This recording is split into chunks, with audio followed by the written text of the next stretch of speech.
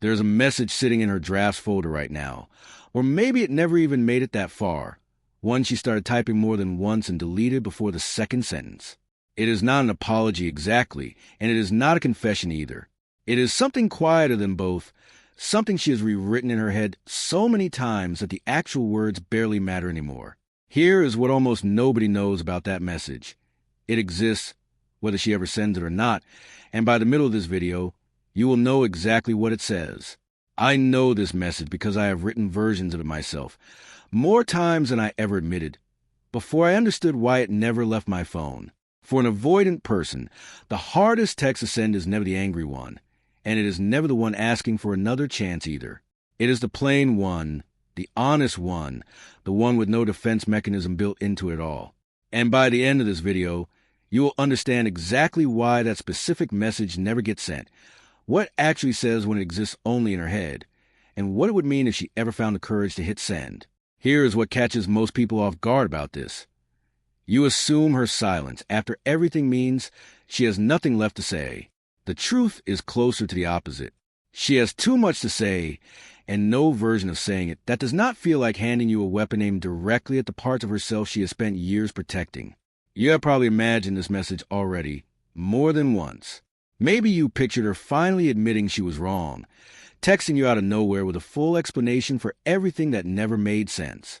Maybe you pictured something angrier, a message defending herself, insisting the ending was your fault, not hers.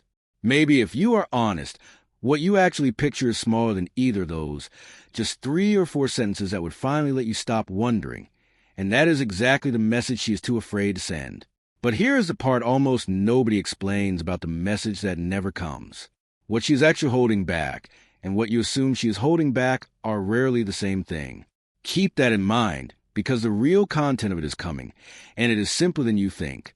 If that sounds like something meant to give you false hope that this message is coming eventually, stay with me, because that is not the point here.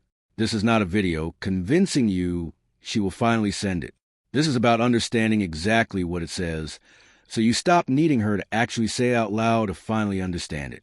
To be clear, this is not a video telling you every avoidant woman is secretly desperate to reach out, or that unsent text proves she is still in love. This is about the specific psychological reason this particular message gets written and deleted, and what that reveals about her, not about whether she is coming back. Let us get into it. The first thing to understand is what the message is not. It is rarely a request to get back together, and it is rarely a full explanation of everything that happened. Those messages actually get sent sometimes, dressed up as clarity or closure. The message that never gets sent is smaller and far more exposing than that. Most often, it is some version of a single sentence, something close to, "I was more affected by this than I let you see." That sentence alone, without justification or defense attached to it, is the one her fingers cannot finish typing, because it requires admitting a depth of feeling she has spent her entire life learning to hide, even from herself.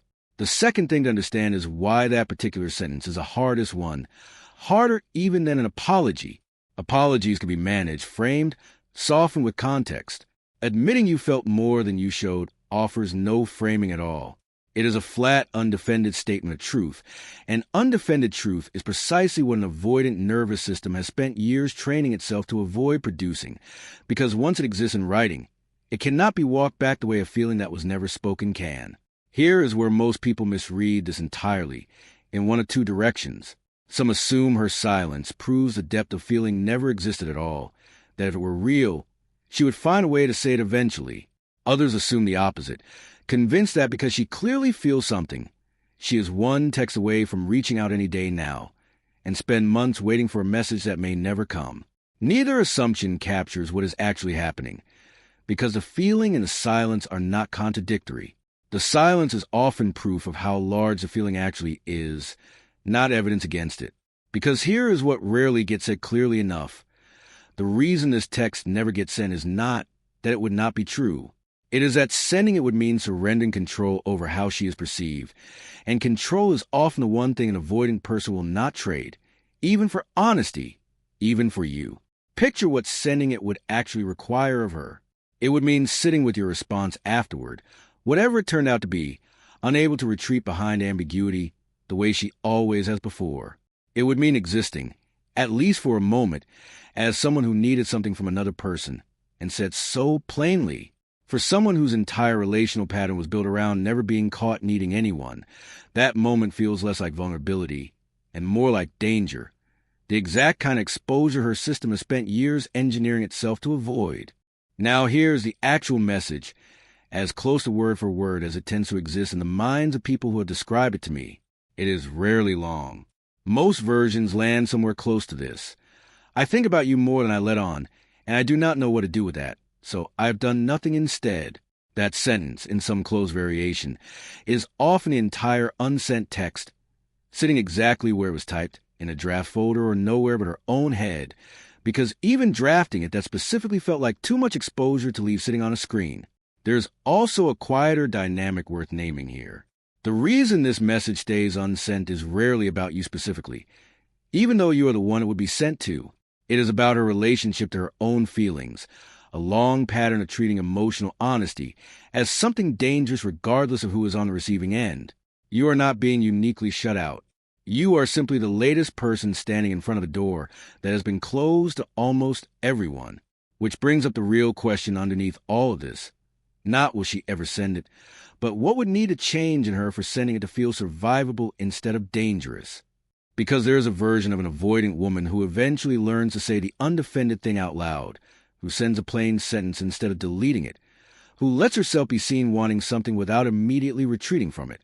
That version exists, but it requires real internal work, and almost never arrives simply because someone waited long enough for the message to finally appear. Here is what matters most if you are the person this unsent message was quietly written about.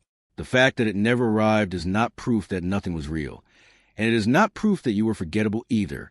It is proof that she reached the edge of something she has never learned how to hold steady inside, and stepped back from it the same way she has stepped back from it with almost everyone before you. You did not fail to earn honesty from her. You simply met a version of honesty she has not yet learned to survive giving. So there are two honest paths forward here, and neither one requires the text to ever actually arrive. If part of you is still checking your phone for it, the honest path is not waiting on a message that may exist only in a drafts folder forever, unsent and unread by anyone but her. It is finding your own closure without her permission to have it. If you have already stopped waiting, the honest path is not needing to know the exact words to finally understand what happened.